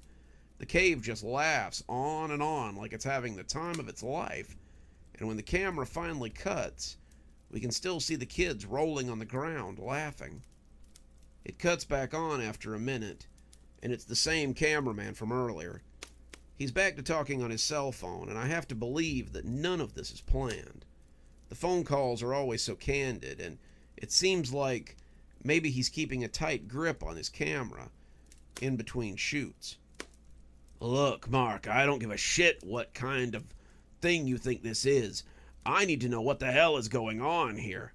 No, it's not just some kind of sound coming out of the cave. There's a voice in that cave, and I need to know who it is. Why? Oh, no particular reason. Just Ashton Spade won't stop laughing, and we're having a really hard time getting him to take a breath to keep living. Is that a good enough reason for you, Mark? No, we can't get an ambulance out here, and we're 5 goddamn miles into the woods. We're gonna have to carry him out, and he's rolling around and convulsing like he's having a goddamn stroke. I don't know what the hell is going on here, Mark, but you... He stops then, as somebody calls out to him. His name is Grady, apparently, and he looks off camera as somebody tells him that the kid in question is nowhere to be found. What do you mean he's nowhere to be found? He was rolling on the ground and having a fit. Are you telling me you can't find a laughing kid? The audio is a little garbled, but I'm guessing that they told Grady that the kid had vanished or something. I've got to go handle this, but if this is some kind of sick joke or a setup, then you better be ready to take the brunt of the lawsuit. You know how the Spaders are about their son. They're the most sue-happy bunch of assholes I've ever met. All right, I'll be in touch. Bye. He hung up the call, but he didn't turn off the camera. What Mr. Grady did was move off into the woods as he began looking for the boy. He was calling for Ashton as he searched through the dark woods, but it was what you could hear in the background as he called that put my hair up. You can hear the sound of that laughing cave as it laughs and laughs and laughs. It had been highly upsetting in the daytime, but at night it was like sleeping in a haunted house and hearing someone call your name. It went on like that for 5 minutes, but it felt like much longer. Finally, Grady seems to remember that he had turned the camera on, or noticed that he had turned it on at all. He flipped it off, but when he came back, there was more laughter. The camera was pointed at 3 kids in sleeping bags, and all of them were chuckling quietly. They'd been tied into the sleeping bags with belts or duct tape, or a combination of the two, and they were wriggling around like they were having a fit as they stared at the roof of the tent. I'm recording this for my own safety. These 3 kids are safe, but we have yet to find Ashton Spader. I've also lost one of the camera guys that came out here with me. Brock went to look for Ashton in that fucking cave, and he hasn't come back. I think I know where Ashton is, but I don't know if I'm brave enough to go looking for him. In the morning, we're going home. If I have to drag all of these kids out here on my shoulders, I will. But I'm leaving these woods tomorrow. It was hard to hear him sometimes, because I could still hear the laughing place as it laughed on and on and on. It wasn't saying anything. It was just chuckling endlessly, like some sort of deranged cartoon character. I was never sure why they were so close to the cave, but maybe they weren't. Maybe the cave was simply too loud to be ignored. Whatever it was, the tape went off after his declaration, and then picked back up after a few seconds of static. He was standing outside the cave, and the laughing was almost deafening. I'm the only one left. I passed out for half an hour and woke up to find the kids had escaped. George is gone too. I have a pretty good idea where they've all gone. He's walking towards the cave now, and this is when I begin to hear the laughter is different somehow. It's not just the cave laughing anymore. It's the laughter of other people. It's children's laughter. It's male laughter. And it's that ceaseless cartoon laughter that comes from the depths of the laughing place. Do you think this is funny? Do you think you can just take my kids and my crew and just laugh about it? Give them back. You're gonna ruin everything. God damn it, you won't get me. I don't find any of this funny, and I'm not gonna play your games. He walks towards the cave, his steps slow and deliberate. And that was the point where I'd had enough. I hadn't said anything to my sister that night. I'd simply stood up and ejected the tape before taking it onto the back porch and throwing it out into the snow. The stone wasn't deep, not yet, but it would be deep enough to keep Mom and Dad away for the rest of the night. That night we had a blizzard, the first one of the season, and Mom had to stay with a friend while Dad slept in the bunkhouse at the factory he worked at. When I came back inside, my sister was crying.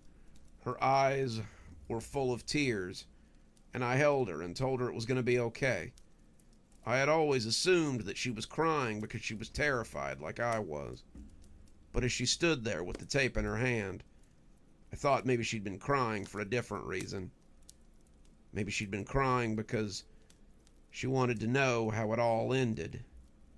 Maybe she'd been crying because of the laughing place. I had held her for the rest of the night, letting her sleep in my bed with me as the blizzard raged outside.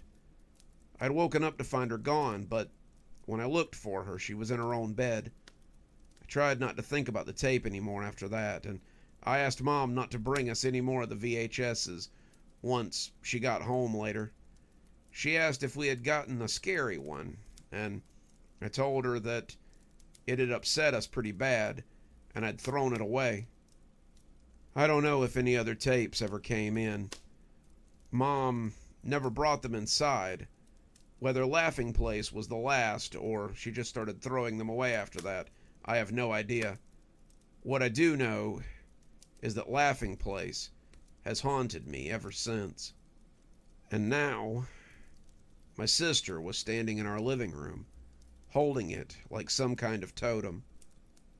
Come watch it with me. We can finish it together. We should have finished it that night. Should have seen what happened to the children and the directors. You weren't crying because it scared you, I said as I suddenly realized what her tears had been about. You were crying because you wanted to see the rest of it. Yes, all my nightmares, all my tears. It was because I was afraid that I would never get to see the end of that show. That's what all these shows have been.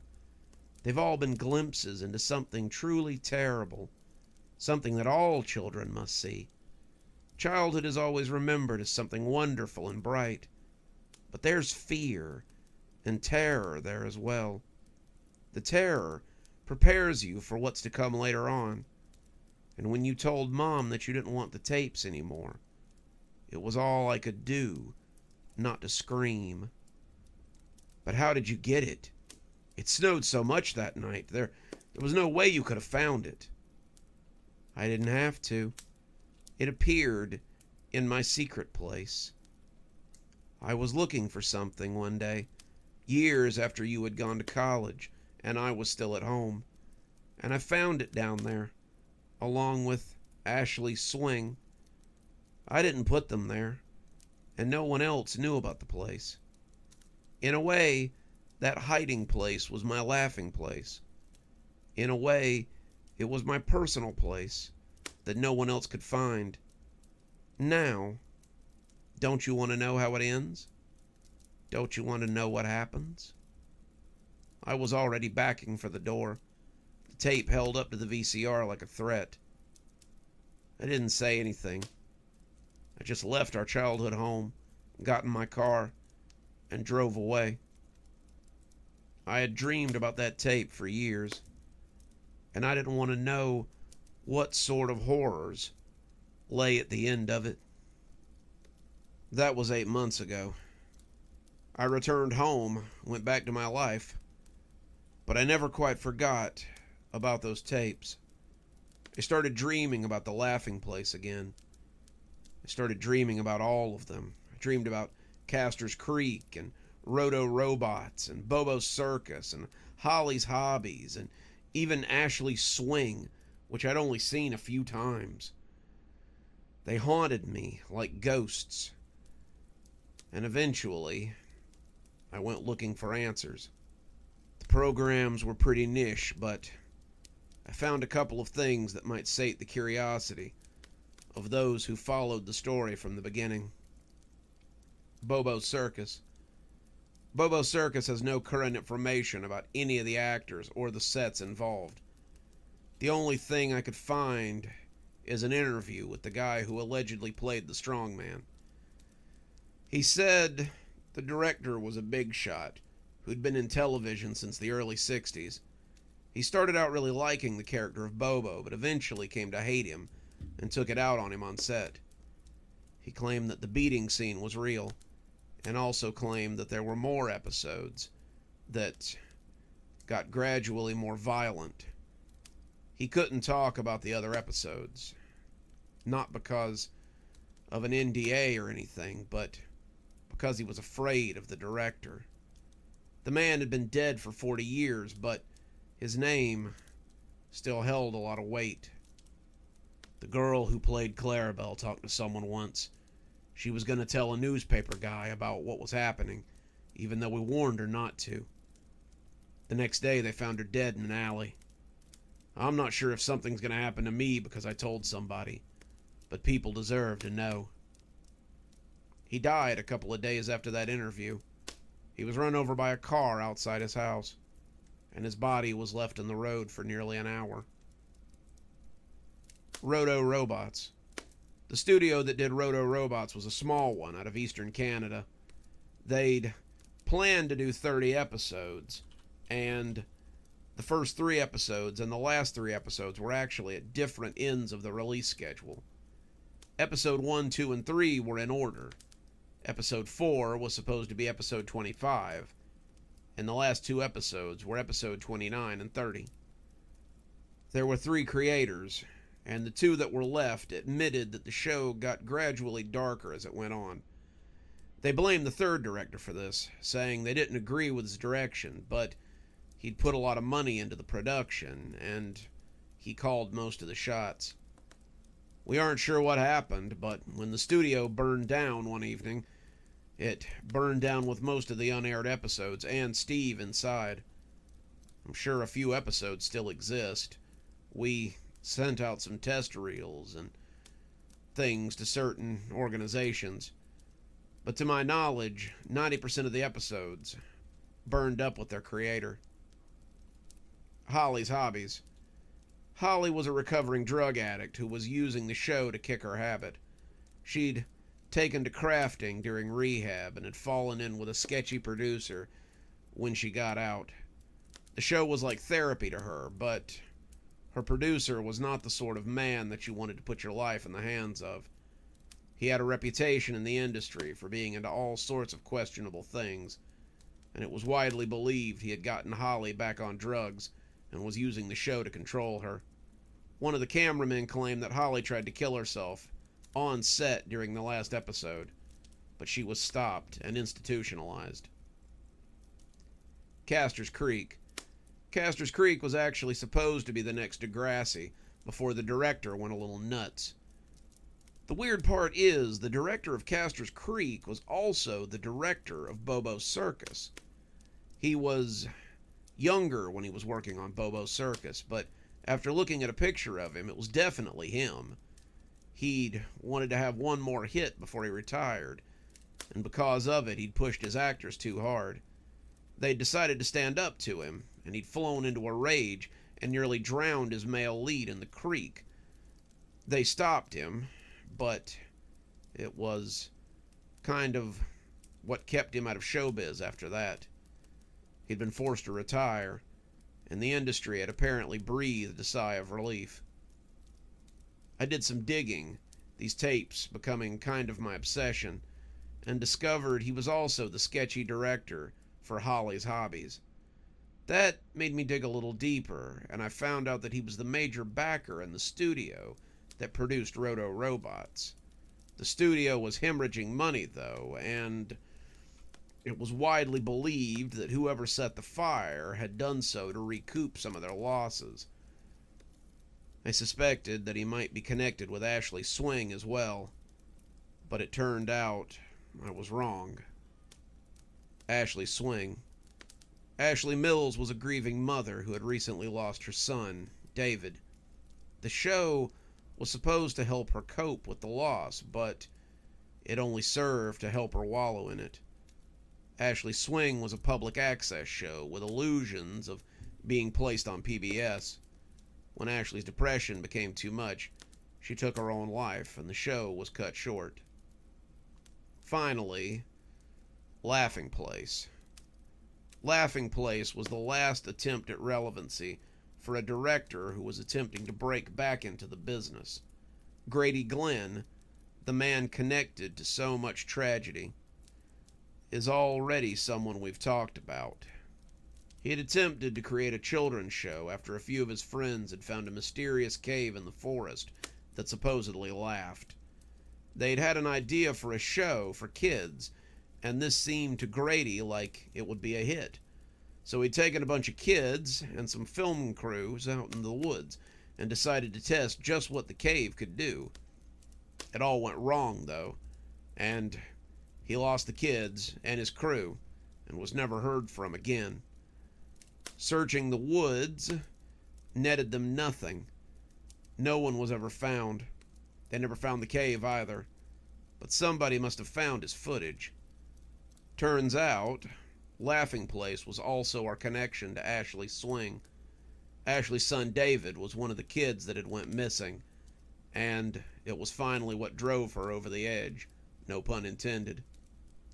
I know this seems like it was all just there for me to find, but what you're reading actually represents about 8 months of digging and vetting information from forums and articles.